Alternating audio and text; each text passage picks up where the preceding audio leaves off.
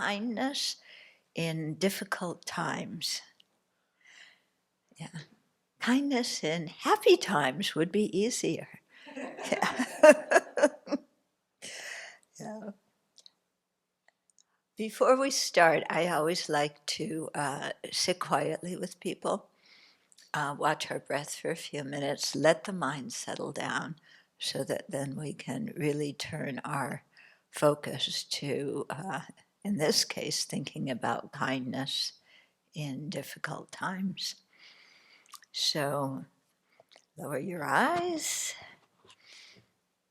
come home to your breath, just let the flow of your breath be very natural. Don't deep breathe, don't force your breath, don't restrain it. And simply be aware of what's happening as you inhale and exhale.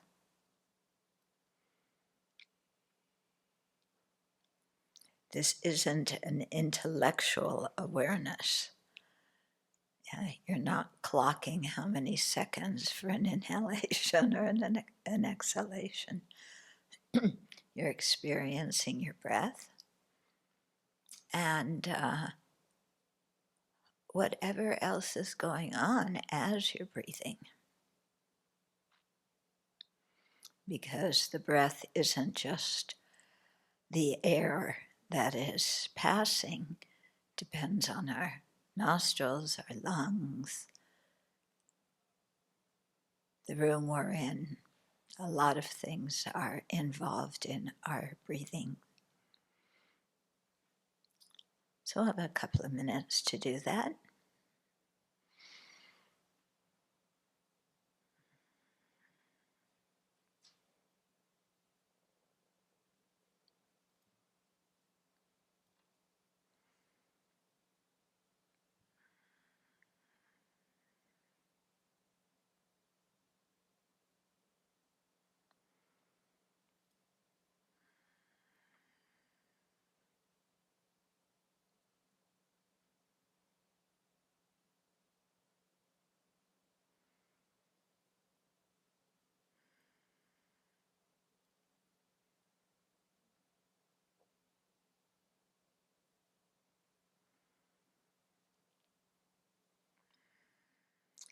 And then let's generate our motivation. Let's make sure we have a kind motivation,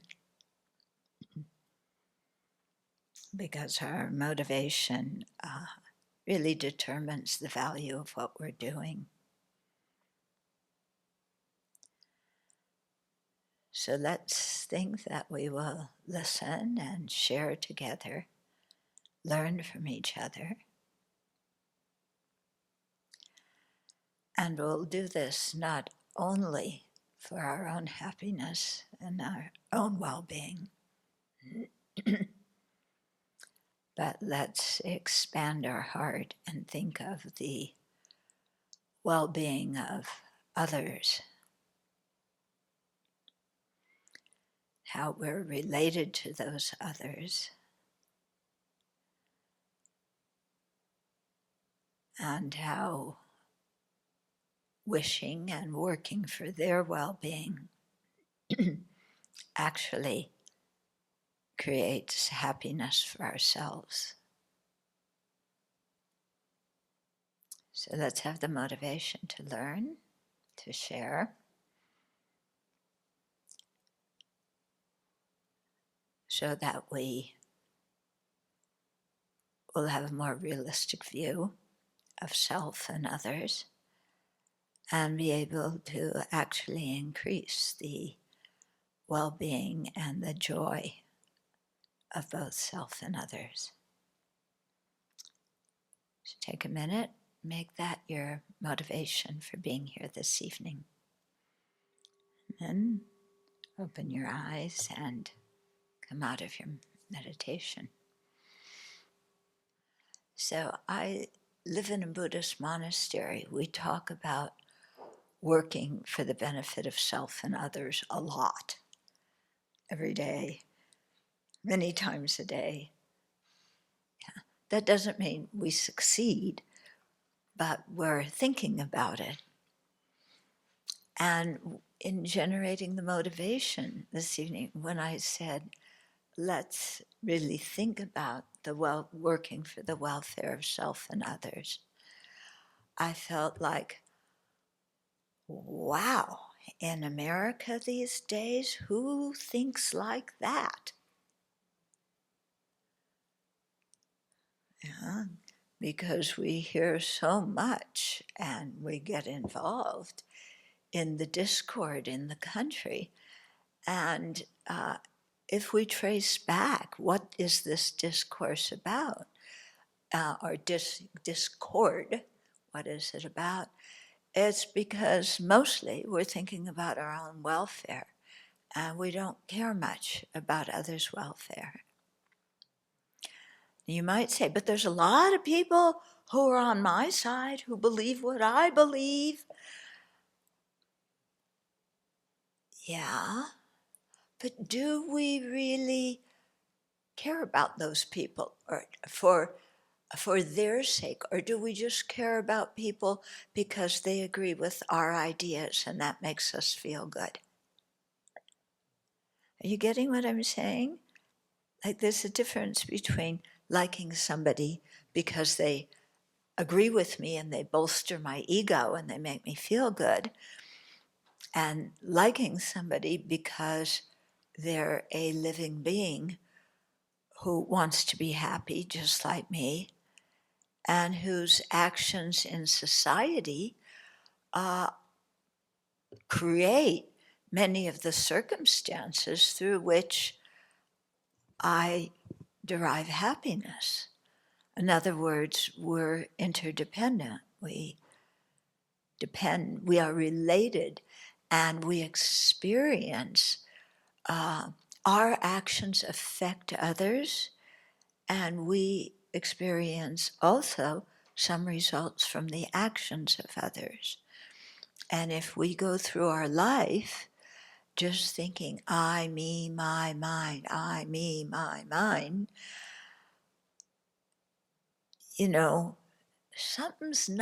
we're not actually in accord with the way the world functions.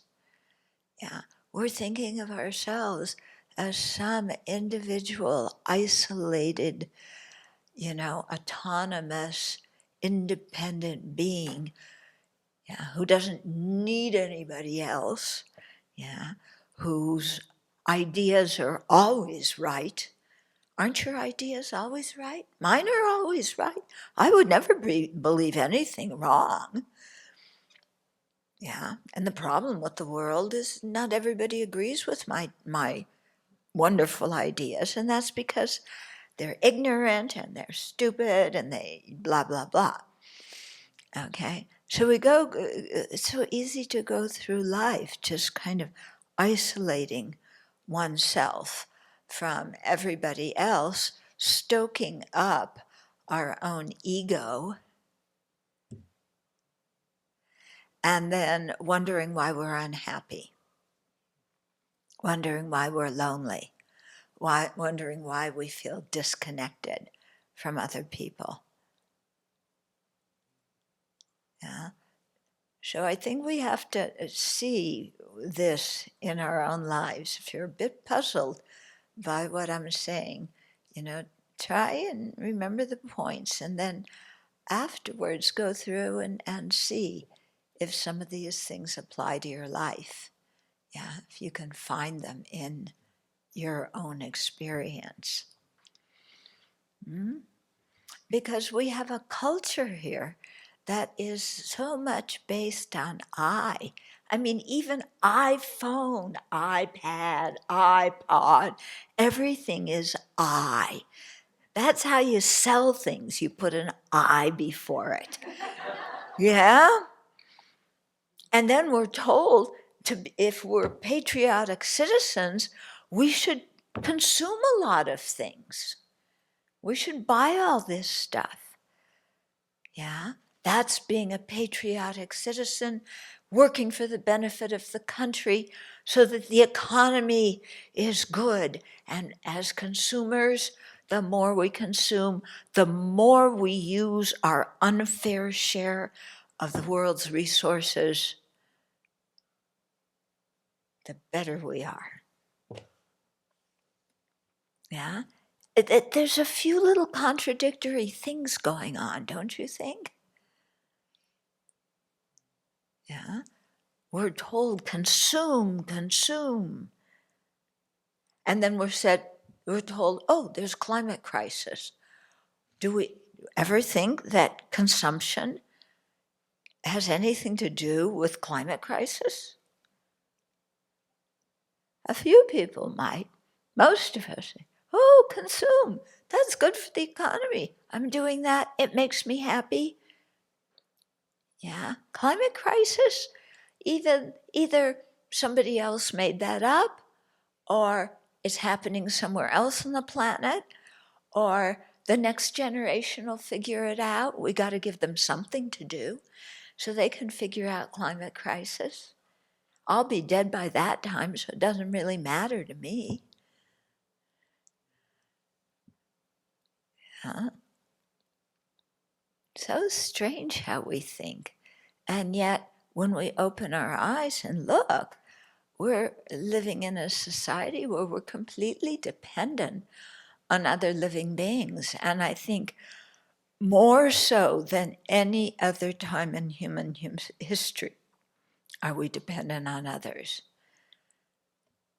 Centuries ago, people grew, everybody grew their own food. Yeah. You lived in some small village. Everybody grows their own food. Maybe you help each other with harvest. But, you're on your own. Somebody in your family makes your clothes. Yeah.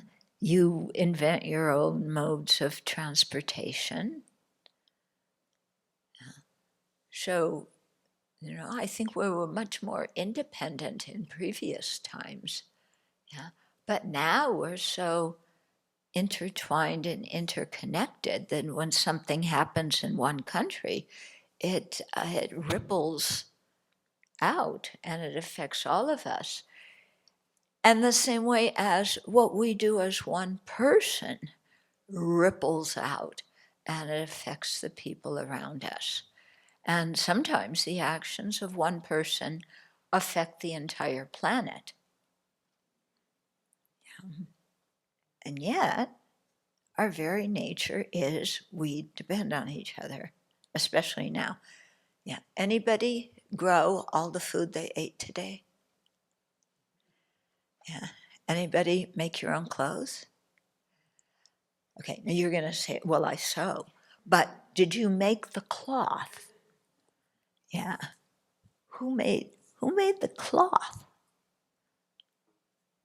Yeah. This is polycotton. Okay. Cotton came from a plant. People grew it. Yeah. People plucked it off, processed the cotton. But the poly part of polycotton, that's some synthetic. Yeah. Who invented that? Where do they combine the poly part and the cotton part, the synthetic part and the cotton? And what machines do they use to do that? And who made those machines? And who are the people who run the machines? And who pack and who cuts out the pattern to make the clothes that we wear? Yeah. And a lot of our clothes are not made here, they're made in other countries. Do we even think of the lives of the people in the other countries? Yeah. Maybe we realize once in a while, like when there's a fire in a sweatshop in Bangladesh. Oh, yeah, there's people on the other part of the planet. Yeah, they make clothes. Yeah, but they make our clothes. Yeah, and they work all day in a sweatshop. And the sweatshop does not have protections. So when there's a fire, people can't get out. Yeah. Do we know those people who made the cloth that our clothes are made from? Do we care about those people? Do we think of them as people who have families, who want to be happy, who want to be safe, who want to be respected? Or do we just take them for granted? Oh, somebody, somewhere, some planet, some planet, well, it's almost, some country is like another planet, someone's doing that. Yeah, that's good, because then I can just go by it and I don't need to fuss with everything they're doing. Yeah. And I don't need to also pay them fair wages either, because they're in another country.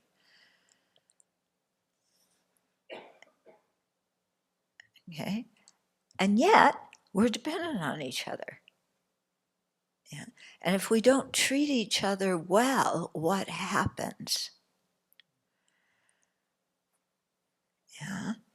If we don't see this interdependence, if we don't care about the people around us, what happens? We have America today. Yeah. Where people are just really split off. Yeah. And we just had the situation where somebody, a 21-year-old young man, I want to call him kid, but that's not so polite, young man, gave national secrets out to a bunch of teenagers who then shared it, on other social media sites. Who was thinking during all of that? Was anybody thinking about the results of their actions? And not only the results of their actions for this country, the results of their actions for other countries, even the results of their actions for themselves. I mean, here's somebody who's 21, whose whole life is now going to be affected by what he did. Yeah. And what he did didn't take a lot of time. Yeah. Nobody knew about it at the time when he was giving the state secrets out to his teenage friends. And yet his whole life will never be the same now.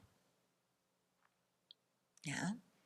And he's affected a lot of other lives. So was there, what was he thinking? What are any of us thinking? Or are we basically just thinking about my happiness, my entertainment, my being a big deal, me being important? Yeah. I was reading in the New York Times, they interviewed one of the teenagers who was on that website, that the airman from the Massachusetts National Guard, where he gave all the stuff that he copied and took. One of those kids, the interviewer from the Times said, "How did you feel reading all this leaked material, from the Department of Defense and all the spying?" I mean, it was a whole collection of stuff that was international spying, which the US is very good about. Not good, talented. I don't know how good it is, but they have a lot of skill in that. And so they asked him, "How did you feel when you were reading all this stuff?" And so this teenager said, "I was on top of the world. I knew stuff that nobody else knew. I knew state secrets. Yeah, that even all these other important people in society didn't know, that even my friends and teachers and families didn't know. I felt on top of the world. And you could hear in his voice how exuberant he was at, being special and knowing secrets. Yeah. And so we get so enraptured with, we all want to be special in some way. It gives us a really big ego boost. Yeah. So we all seek being special in our own way. This kid got himself in a pot of hot water. That's gonna affect his whole life. Um, But he felt important, and he made his teenage friends feel important. Yeah. For what? Yeah, for what? And what kind of effect did his actions have? Okay. And so similarly, looking at ourselves, what are the effects of our actions? And how do we try and make ourselves a little bit more special than other people? Yeah. Whatever, your work is, your job, you want to be the special. I'm better than other people. Yeah. Yes, we're all colleagues. We're all equal. But I'm a little bit better. Well, maybe not a little bit better, a lot better. But I'm also very humble. And I don't want to brag about how much better I am than all of the other people. Okay. And so, in so many avenues of our life, we just want to be special. Uh-huh. In the family, we want to be the favorite child. Yeah. If not the favorite child, the special child who did something really far out,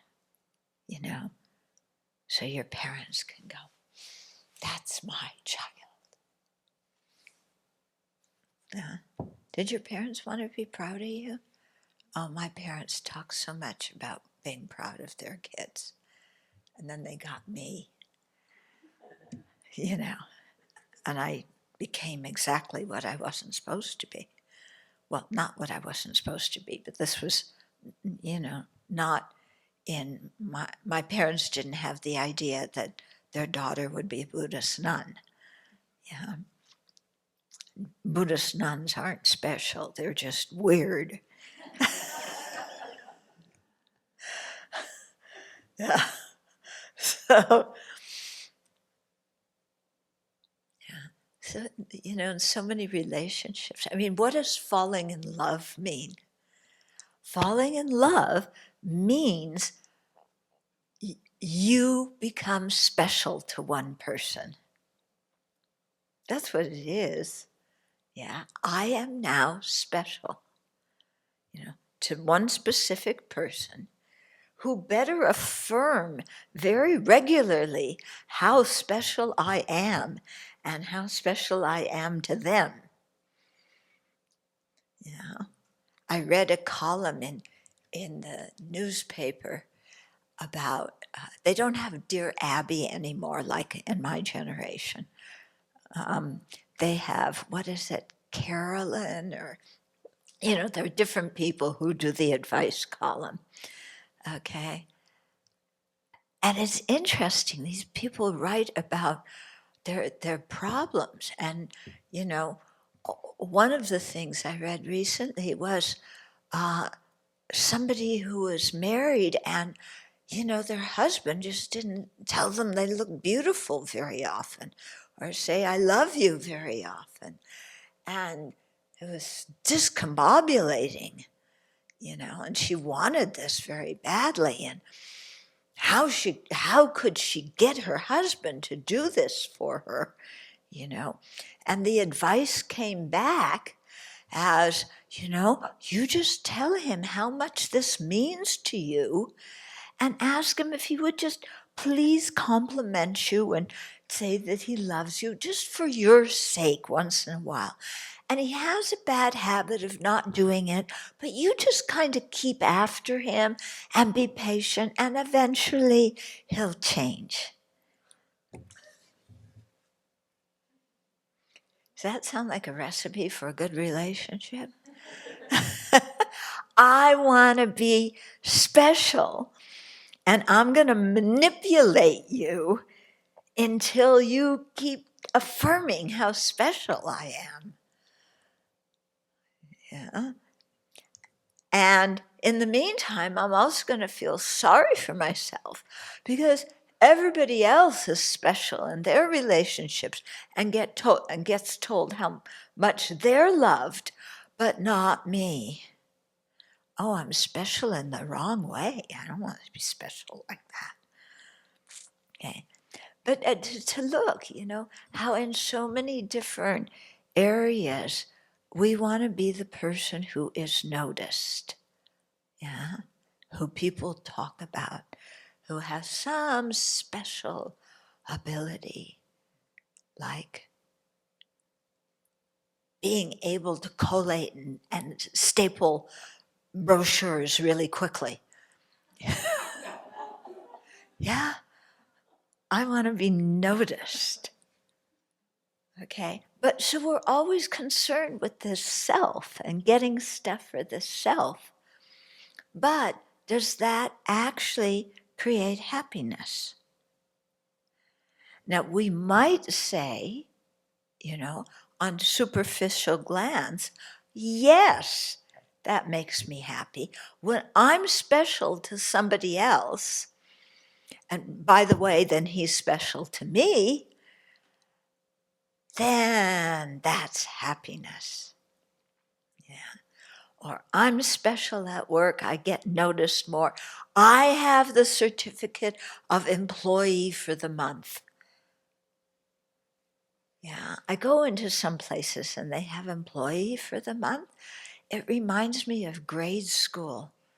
Yeah, where you were student of the week or something like that. Do you remember that? You got a gold star when you were like good for a few days. And then afterwards you could do, whatever you want. Yeah, so initially focusing on me, I, my, and mine seems to make us happy. But does it really lead to happiness in the long term? Take this thing about being special, yeah?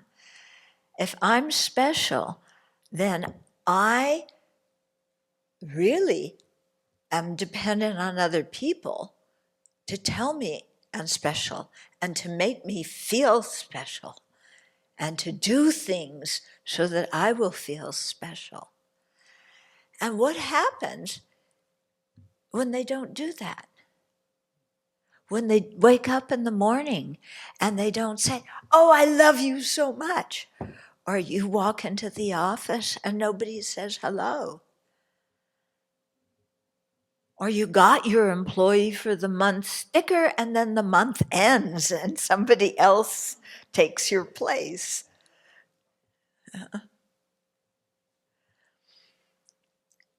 So these things look like they create happiness for the self, but they don't last.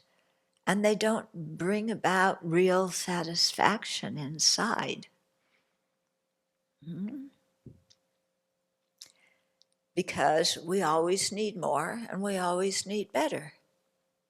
I want more recognition. I want more money. I need a better situation. Yeah. I want a nicer partner. I want. Yeah. And then we actually, interestingly, go from I want to I need. There's a big difference between wanting and needing. Yeah. But when we're very self-focused, every want becomes a need, because we need constant, what do you call it? What? Propping up, that's it. We need to constantly be propped up by other people. Yeah. And other people are busy revolving around themselves. They don't revolve around us. Yeah. So we look, all those selfish people, they don't think about others. Yeah, like I do. I think a lot about others. Everything that they should do and shouldn't do so that I'm happy. Okay. So this, incredible emphasis on the self, which our country and economy and culture just, many other cultures on this planet don't function like that.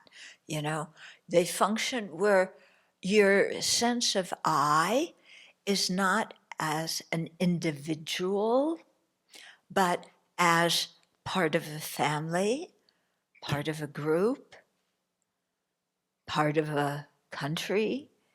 Yeah, you are part of something. But you aren't the star. But we all want to be stars, because when you look online, who is important?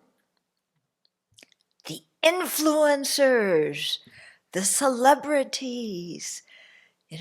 I never knew the word influencer. It's a career now.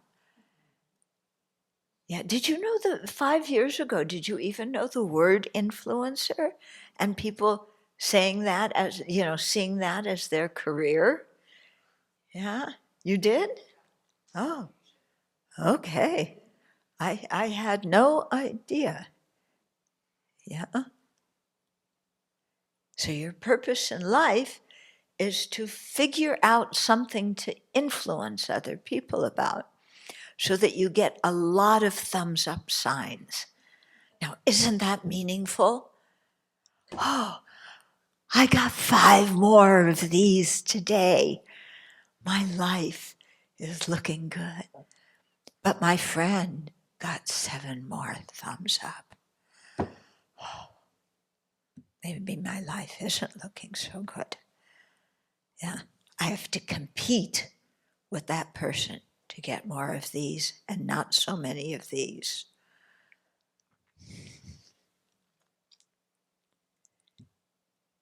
Yeah, it's interesting, isn't it? How just a drawing of your thumb pointing to the sky now means you are a worthwhile human being. All you need is a drawing. You don't need any person behind it. Yeah, you can maybe get a bot or some other one of those things. Maybe artificial intelligence will do it for you. They'll go and they'll click this sign lots of times, and now you have more thumbs up than everybody else. Whoopee!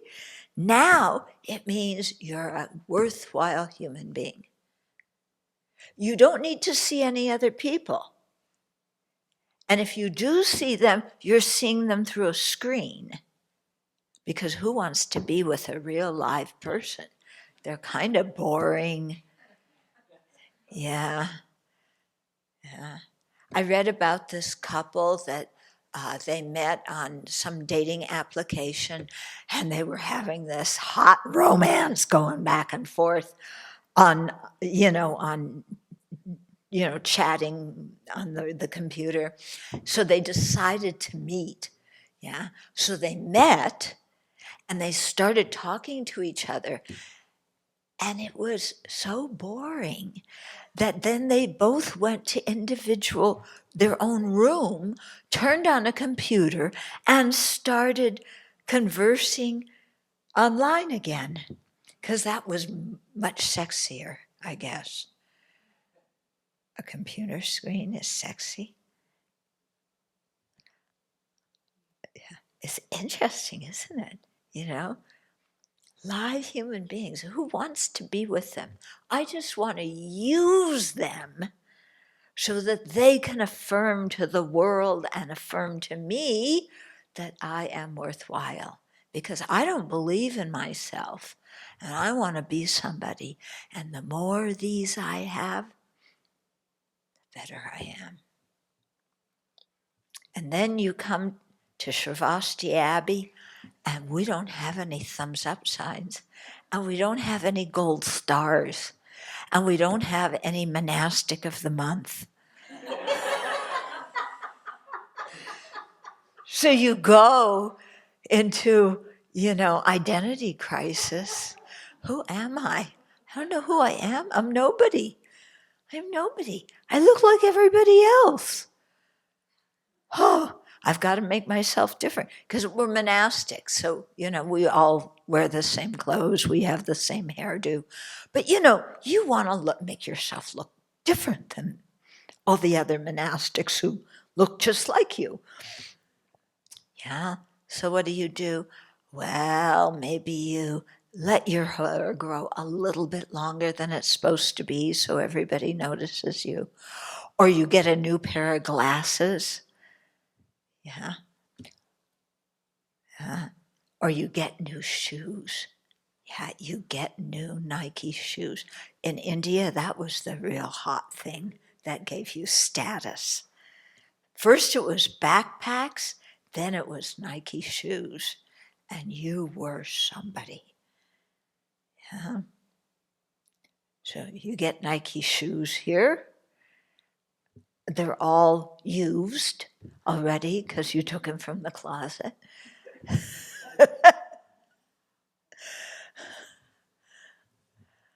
Yeah. So interesting how we, try and prop ourselves up and get everybody else to prop us up. Okay. What the Buddha was talking about is kindness. Yeah.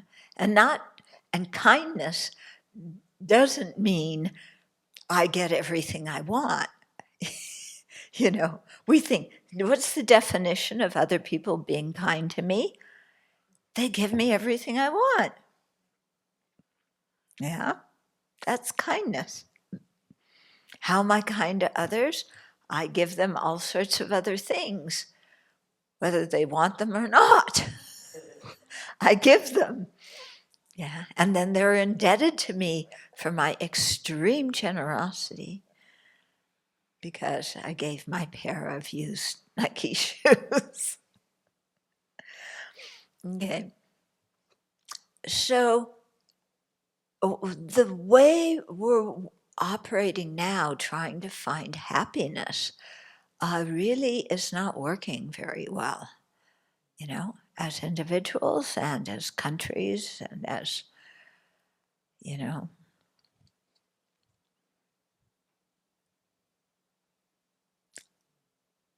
America's trying to decide who our real enemy is now.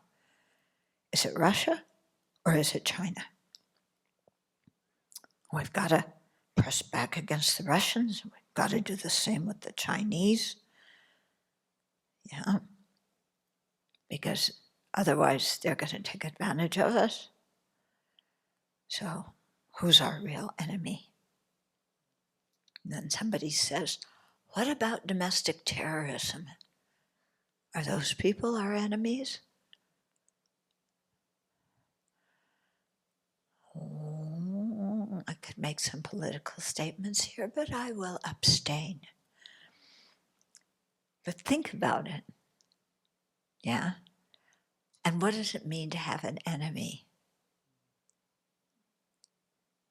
And why do we have to have enemies?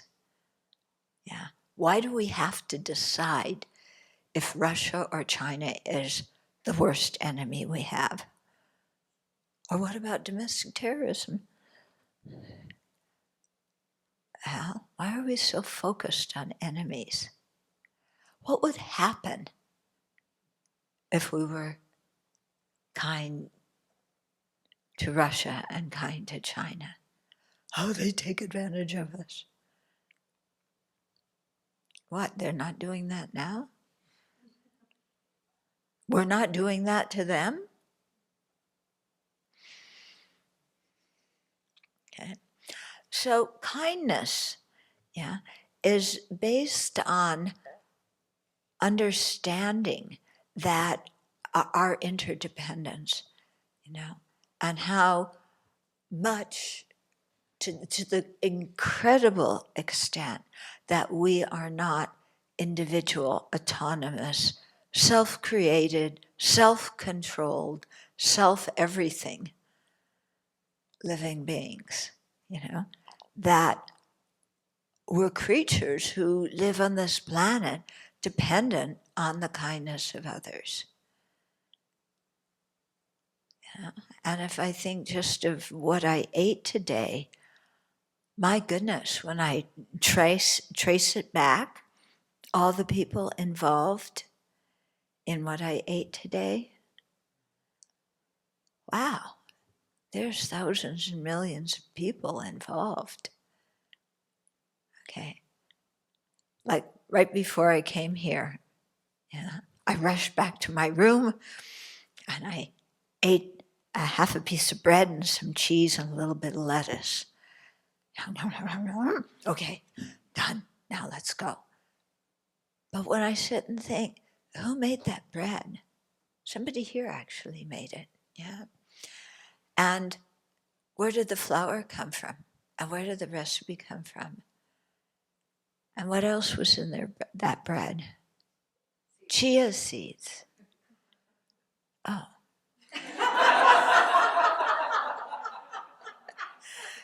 I didn't see any chia seeds in my bread. Huh? No, not you. Not many. Yeah, there certainly weren't many. I didn't even see one. I'm not talking about the bread we had today, but the bread we had yesterday. Okay, that didn't have any chia seeds. Okay. So, oh, we miss the chia seeds. If I start thinking, where did the flour come from? Where did the oven come from? We baked it in an oven. Who made that oven? And the oven has a lot of metal in it. Who were the miners who worked in horrible conditions under the ground, mining the metal that became the oven that cooked the bread? Who were those people? What do they like to do? Do they have families? Do they have kids? Do they love their kids? Do they have elderly parents that they need to take care of? Are they happy with their lives? Do they feel like they have opportunities, or do they feel constricted? What are their dreams for their kids? Do the kids want what the parents want them to have? Or do the kids have their own mind? When you really think, who were these miners? Who were the people who planted the wheat that the bread was made from? Was that wheat that was grown in America? Or where was it grown? The middle of Kansas? In Nebraska? And who harvested the wheat? And were those people happy? Were they working on a machine all day long, going back and forth in fields? Were they doing some of the work by hand? Yeah. So just really, you take anything that's around you, a book, a thermos, a microphone, you trace back how many people are involved with the production of that item and how that item reached you. And it's just amazing how dependent we are on those people. Now, all those people we're dependent on for our morning bread, are they Republicans or Democrats? What were they doing on January 6th? Are they on my side or are they on somebody else's side? Do they want Trump to be indicted or do they want him to be president? What category do I put these people in? Yes, they made my bread, but I want to know if they're on my side or the other side. They made our bread. Our life is dependent on them. Isn't that more important than their politics? Yeah. Aren't they human beings just like us who want to be happy and not experience pain? Yeah. Does it really matter what party they're in? Because also, any party is not one monolithic whole. Yeah.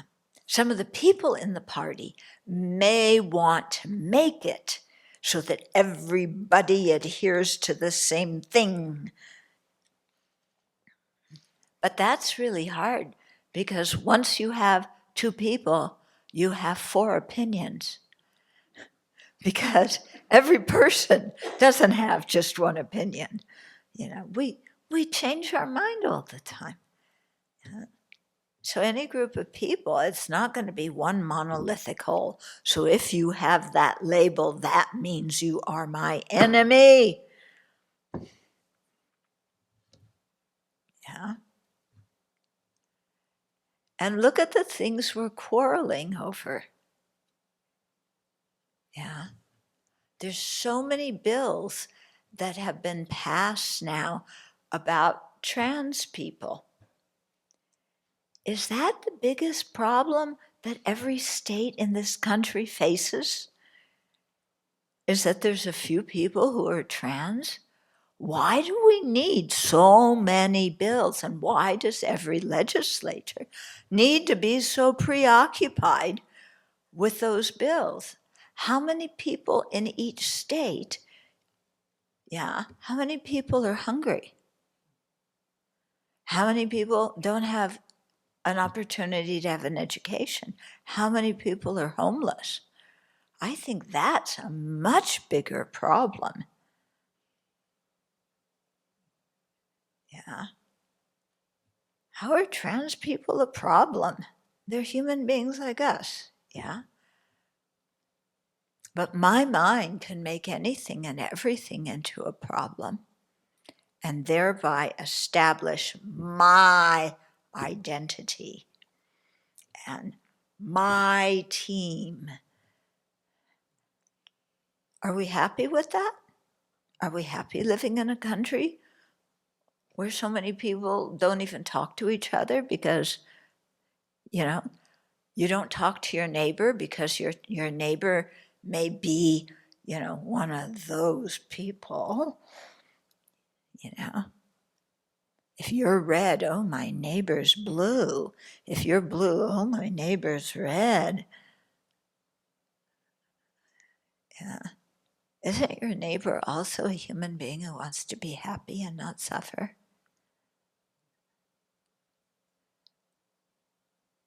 Yeah. Isn't that more important than what team they're on?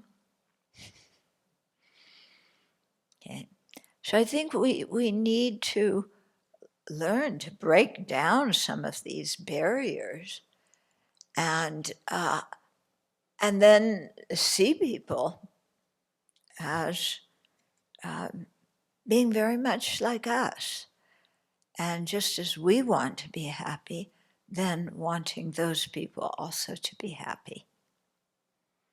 So it doesn't matter if they're red, it doesn't matter if they're green, it doesn't matter if they're undecided. Yeah, I want them to be happy. And somebody says, well, happiness means that your candidate won. Actually, it's more important for my happiness that I have food, clothes, shelter, and medicine. I don't care which candidate, works for to makes that happen. I mean, what we all need is the basic necessities of life. And we need education. I think that's another necessity of life. Yeah. So can we work together to do that for each other and for the next generation without getting locked up into my team and their team and just thinking about me, I, my, and mine? Okay. So it sounds good. Now, how do we do it? Yeah. You can't just sit there and go, I will be kind, I will be kind, I will be kind, I will be kind to those idiot jerks, nincompoops. No, you can't talk yourself into being kind like that, okay? We have to stop and just look in people's eyes. Yeah, say hello to people. It's amazing what saying hello to people can do. Yeah, or smiling at people. Oh no, I can't smile at them, they may shoot me. Yeah. You can't ring doorbells anymore. You can't drive up the wrong driveway anymore. You're going to get shot. Yeah. How about just trying to be human beings, all of us prone to illness, aging, death? How about helping each other through all of that? Mm-hmm. So I don't think kindness is that difficult. We don't all have to be Mother Teresa or the Dalai Lama or, whoever you want to be kind. It when we always think of a certain quality, we think, oh, I need to be best again. I need to be the most kind. I'm competing with Mother Teresa now. Yeah, so that I will be on the front page. But I really don't want to work with dying people in Calcutta. Well, I got to find some other reason to be on the front page. But, to really think, yeah, they want to be happy just like me. I can smile at them. I don't know how their day's been. Yeah. Sometimes when people's days have been rough, you smile at them. They are so relieved. They're so happy. When we were planning here to make our, at the very beginning when we moved here, we were planning our overall scheme of buildings.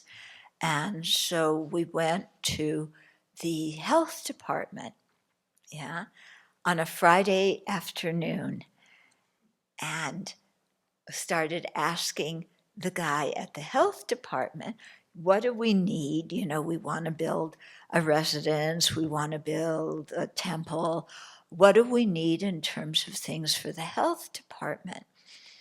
And he told us, and we had a nice discussion. And then towards the end, right before we left, he said, wow, you people made my day. You made my week.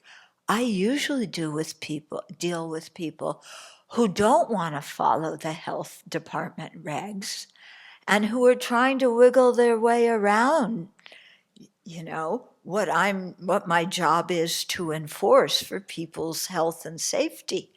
And you people came in and asked me to help you plan the things.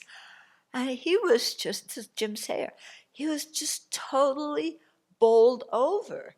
And all we did was ask him to help us. But the fact that we respected what his job was and the knowledge that he had to offer us, after dealing a whole week with people who weren't so cooperative, it made a huge difference. And we weren't, we didn't have that motivation to go in there and make his week. We didn't want to harm him in any way. Yeah.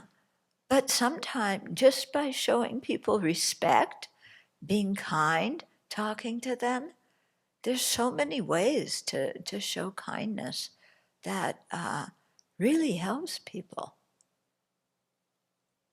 Yeah, it doesn't have to be big things. I was reading about a youth authority, where they incarcerate teenagers who act out. And it's incarceration, but they are also supposed to get a little bit of education and some help and things. Anyway, this one youth authority, they were quite advanced, and they took the kids to, these kids who had been acting out, who had been arrested. They took them to a home. I don't know if it was a home for elderly people or a nursing home for people who had a lot of health problems. Anyway, these kids, the rough, tough kids, yeah, they were given the job, the task of taking some of the elderly people, some of the people in the nursing homes, putting them in wheelchairs and taking them outside. They had a park area outside and wheeling them through the park on a sunny day. That's what they did. Okay? It wasn't a big thing, was it?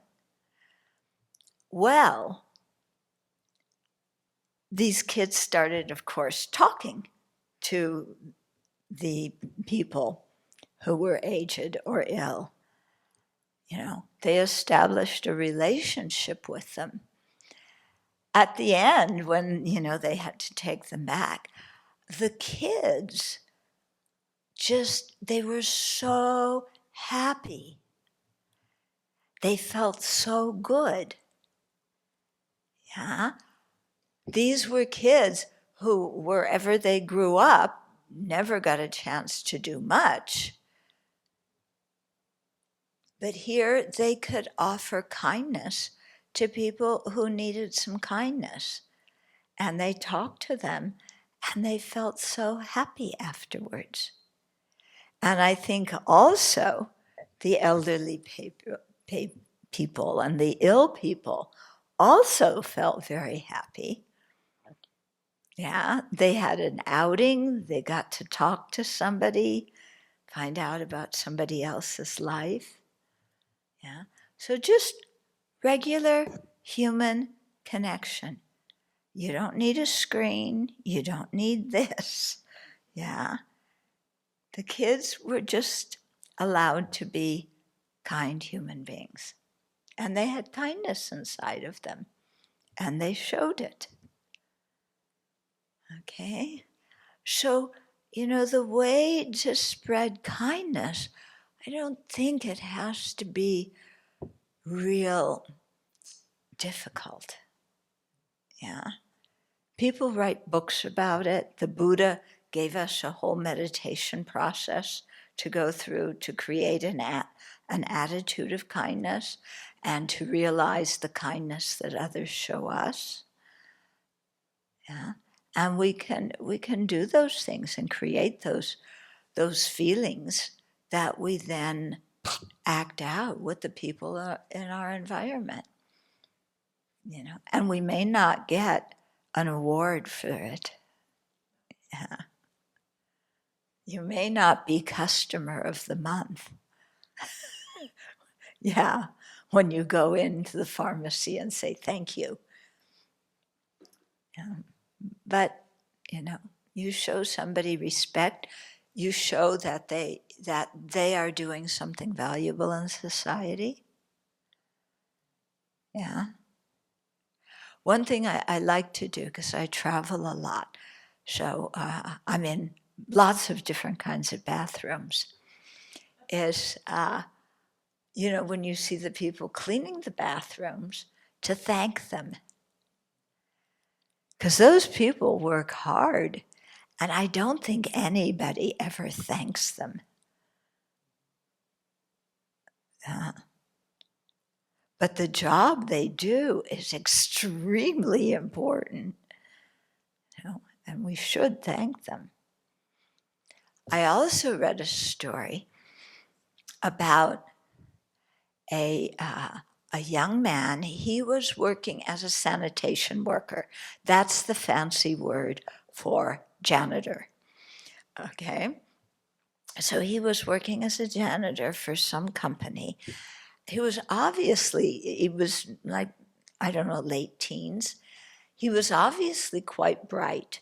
And so some of the people he worked with were encouraging him to apply to college.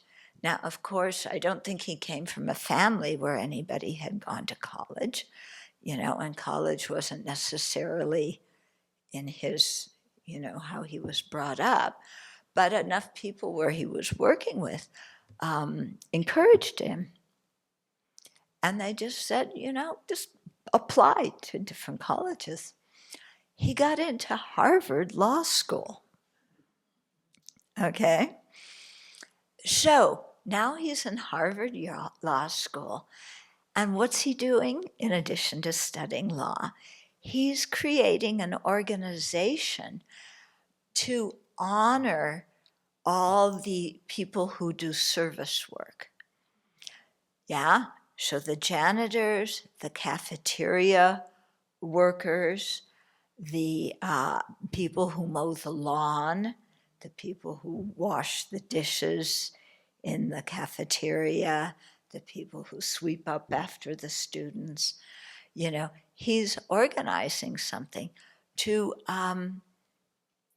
reach out to those people and show them respect so that they know the work they're doing is very important. Yeah. It's really beautiful, what he's doing. And he says, I know those people. I am one of them, because that used to be his work. I mean, now he's a Harvard law student. Whoa, talk about changing status. But his heart was still with, those people. And he knew how hard they worked. And he knew, because he knew that most people do not even say hello to service workers. Yeah? If you go in the bathroom, somebody's cleaning it, you ignore them. Yeah? You go in a classroom and somebody's emptying the garbage cans, you ignore them. You go in the cafeteria, you take your food. Yeah, you don't say thank you to any of the people who cooked it. Yeah, somebody takes your dirty tray and your plate away. Yeah, you just ignore them. I mean, most of the service workers, isn't it? People don't say thank you. People don't, just ignore them. And yet, during the pandemic, the service workers were the people who kept the country going. And they were the ones who also were exposed to COVID more than all the people who stayed home. Yeah, there was a big death rate among service workers. Why don't people respect those people? Really, they were the ones who kept things going. So I thought what this young man was doing is, he organized like some big program to honor the service workers and gave them all certificates and plaques, and really pointed out what they did that other people benefited from. Mm-hmm. Okay, so there's small things, but there's a lot of ways to make a difference in somebody else's life. Yeah, so maybe we should try and do that. There's a question in the chat that says, what is conventional and ultimate bodhicitta? Oh! Oh! Okay, you asked for it in 25 words or less. Conventional bodhicitta is the aspiration to become a fully awakened Buddha in order to benefit all sentient beings most effectively. And it's based on having love and compassion equally for every sentient being, every living being.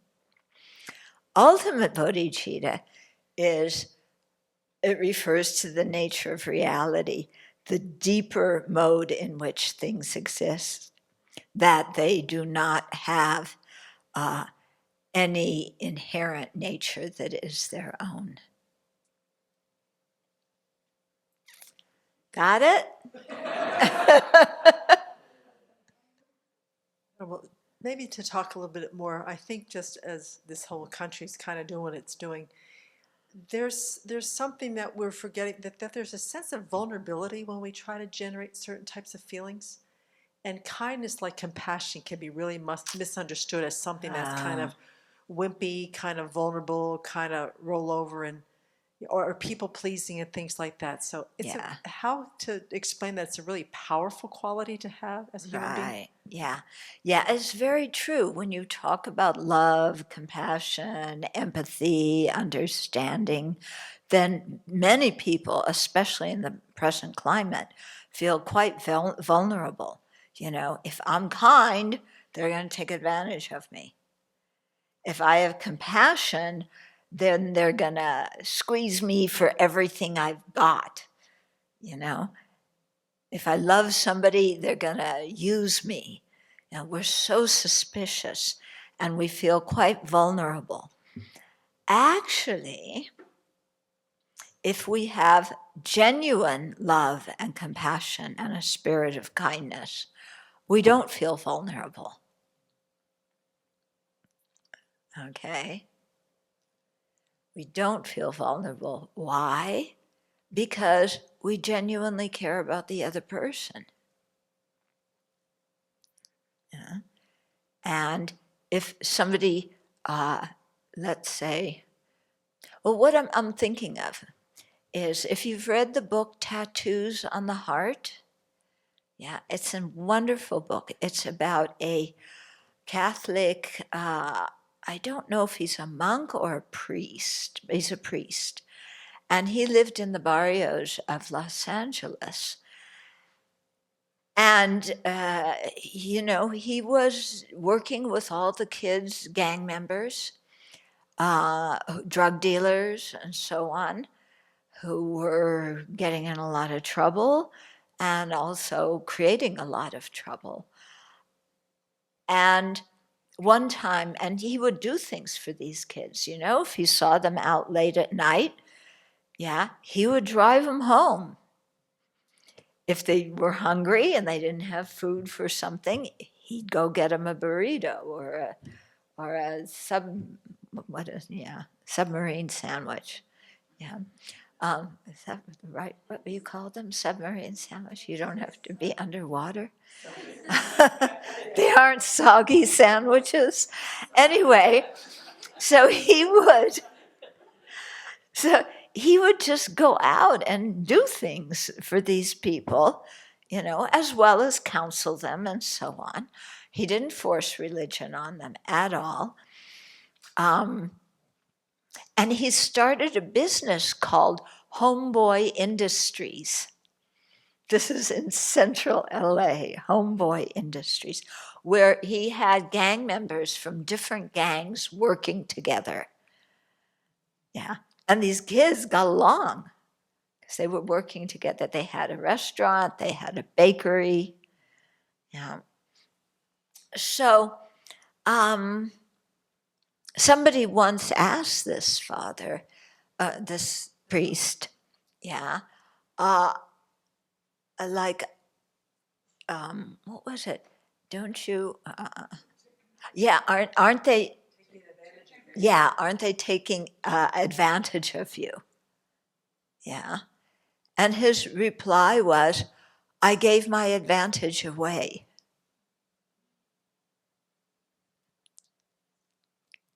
Yeah. In other words, he was not seeing what those kids were doing as taking advantage of him. He genuinely cared for them. And if they were hungry or they needed a ride, he cared for them. And he showed that. And he didn't feel vulnerable about it. And the kids, actually respected him. Yeah, they all wanted to work at Homeboy Industries. Yeah, can you imagine that? Having rival gang members working together? Okay.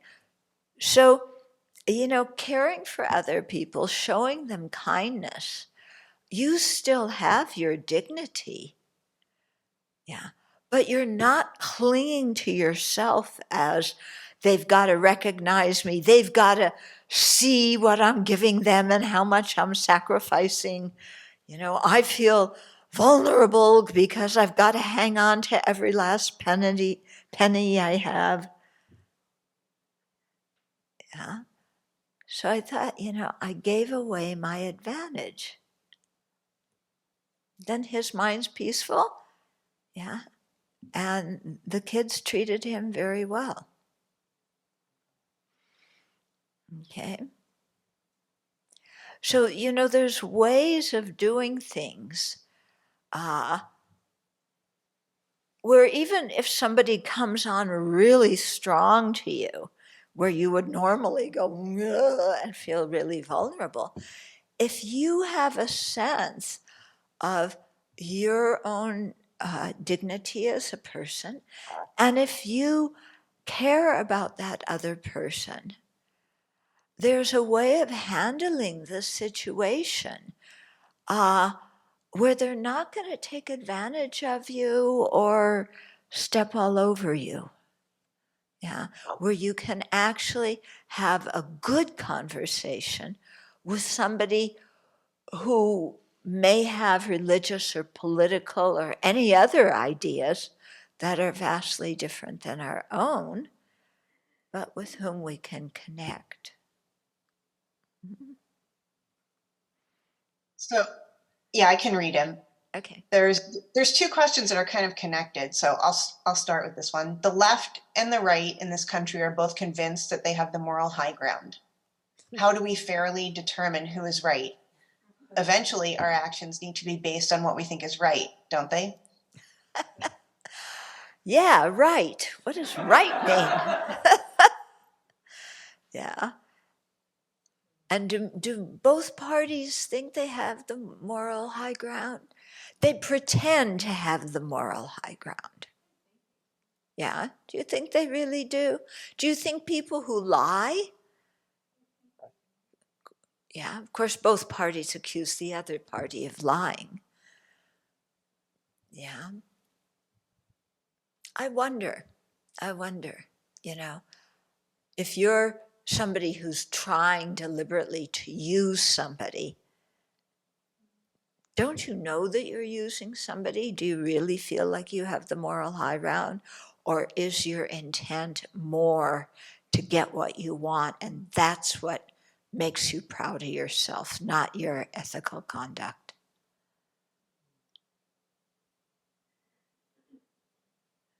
Yeah. Moral high ground? I think there is a common morality, it seems to me, through all the different religions, and also people who don't follow any religion. Yeah, I think everybody theoretically thinks that preserving life is valuable. Yeah, they have different ideas about whose life and what life is and whose lives are valuable. But I think everybody in general, wants to preserve life. And some people have ways of preserving life that are very, very different than what I think preserving life is. Yeah, but maybe in their mind, that's what's going on. I think everybody also has the idea that we don't just go and take everything we want, that we have to respect other people's property. Okay, so that's kind of a common thing. Now, you may say, oh, but there's criminals. Look, in a prison, there are ethical codes in prison. And there are codes of behavior. I do prison work with people. Yeah, they have their own ethical thing, and you do not. Yeah, they may have gotten arrested and prosecuted because of robbery, but when you're in prison, you do not take anybody else's stuff. Otherwise, you're breaking the code, and you're gonna hear from the people whose stuff you take. Yeah. So it's interesting. I mean, we think, oh, criminals, they don't have any ethical code. That's not true at all. Yeah. Yeah. In prison, you may be in for murder, but it's not allowed that you just go into somebody else's cell and kill them. Yeah. People kill each other in the prison, but they have good reasons. Like countries go to war and they have good reasons. And they kill a lot of people for good reasons.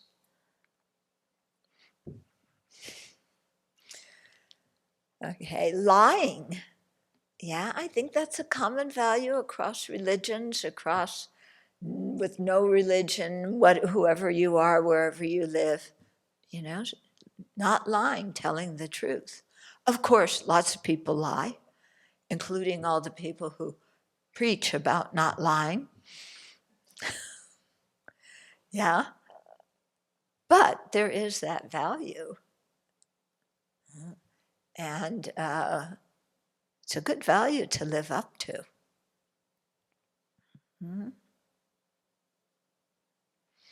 When I meet people who feel like they have some kind of, we have the moral high ground, I really don't like that. Yeah. I was in one country once. I won't mention what country it was. And that country, of course, was involved with hostility with its neighbors. Yeah? Who do you fight with? The people close to you, the country bordering you. Yeah? Your minority populations, the people you live around, that's the people we fight. And so there was one person from one of these groups who was taking me around, and we were talking about the history of the conflict that his side had with this other group. And he started talking about how, his side, they really were the moral people and the other people were not. And I kind of a little bit, not too much, blew up at him. I mean, it was a mild blow up. I was, kind of polite about it. But I wasn't going to let him get away with that. Yeah. I was once with some people Well, too many stories. Maybe the next question. Well, the next question was kind of along the lines of what you were just talking about. There's some people I have difficulty dealing with, not all the time, but often it's best to avoid situations when they come up if I know I can't manage my emotions. In those situations, how do I know I'm practicing awareness and holding back negative emotions and that I'm not just suppressing them? Okay, Laura, could you speak a little bit slower and tell me what the situation is again? Yeah, the person is asking about people that they have difficulty dealing with. Mm-hmm. And how do they know that they're not just suppressing their emotions, that they're actually practicing awareness and kind of keeping their distance a little bit so it doesn't get all heated? Okay, so somebody who doesn't get along with somebody else and wants to stay away from that person. And so, And how do they know if they're acting kindly and just, kind of tamping down their emotions, or are they just completely suppressing their emotions? That's not really kindness. Okay. I think that's what the question is. yeah, it's difficult to suppress your emotions for a long time. Yeah, something usually cracks in, yeah, and it comes out.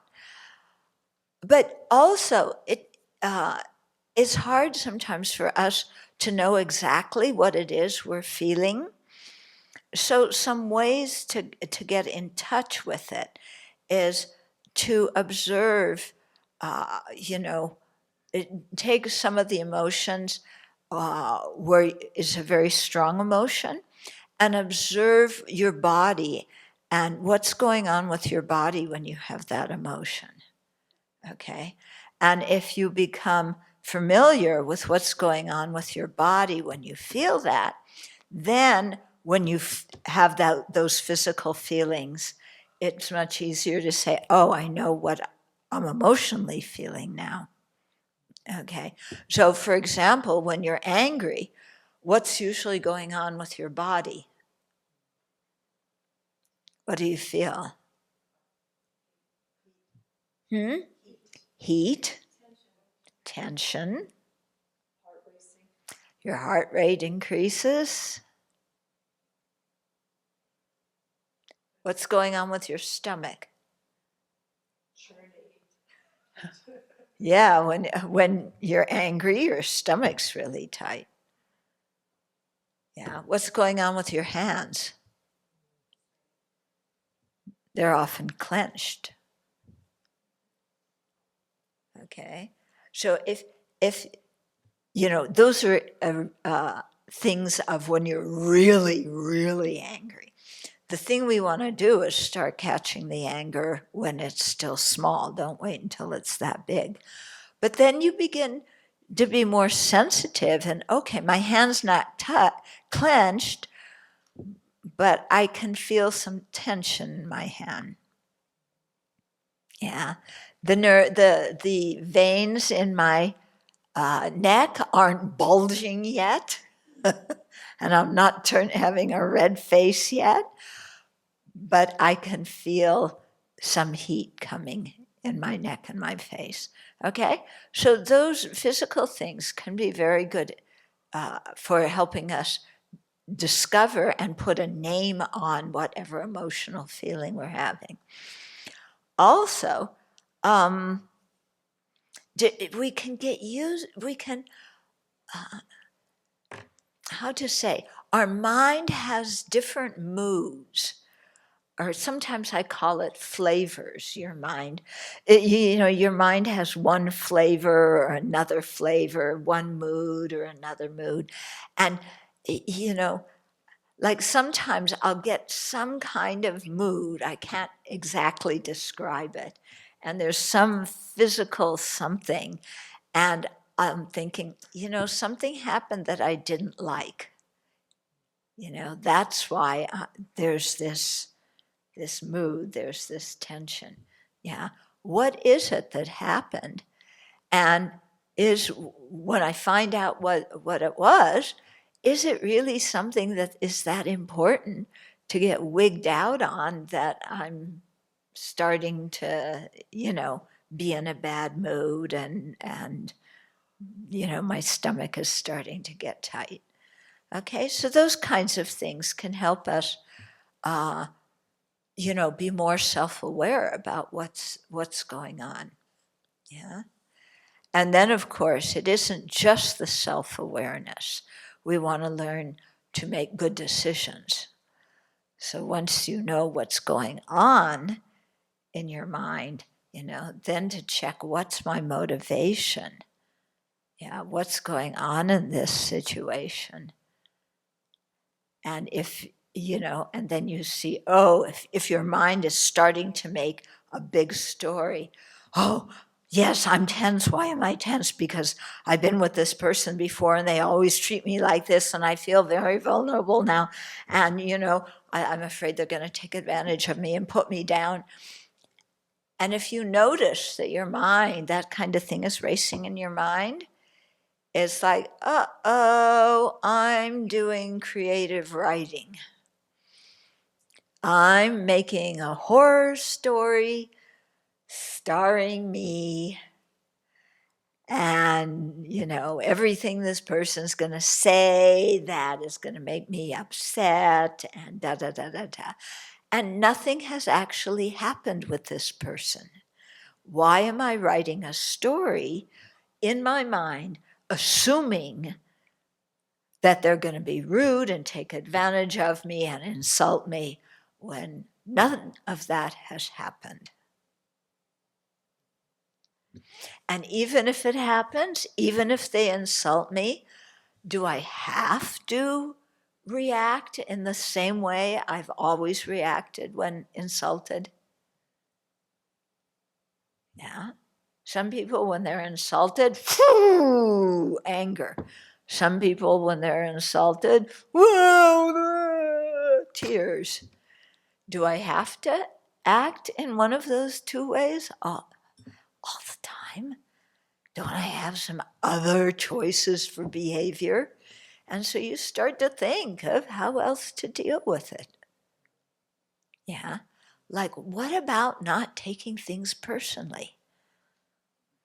How do I not take things personally? I mean, I'm the center of the universe. It revolves around me. I've got to take everything personally because everything happens in relationship to me.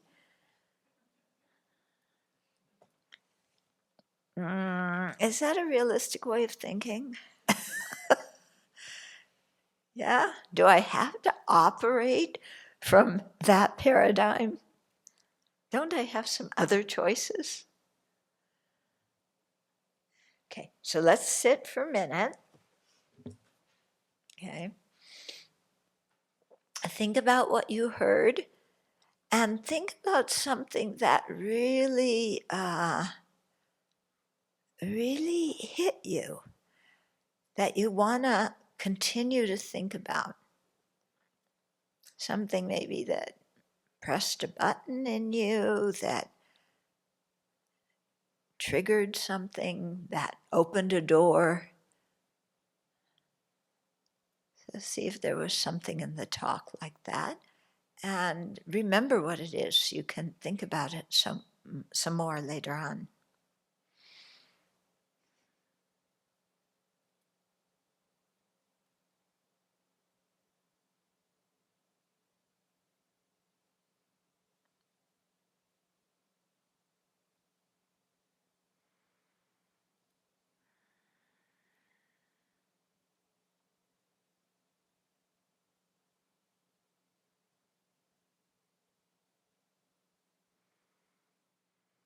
And then let's rejoice at what we did this evening.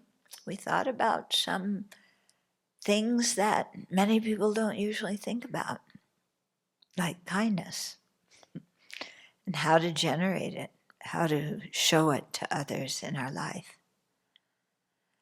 So let's rejoice at the goodness that we've created as individuals and as a group by thinking about these kind of worthwhile topics. And so feel happy about what you've done and the good energy that we've created.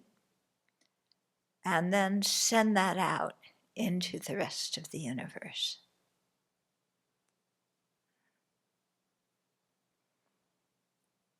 You can even imagine it as light coming from your heart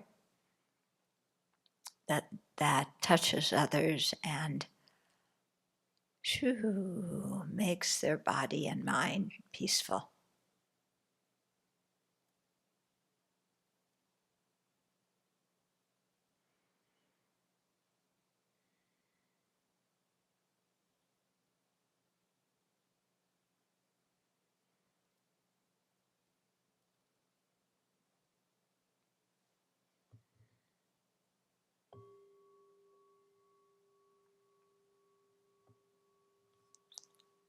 Okay. Thank you, everybody.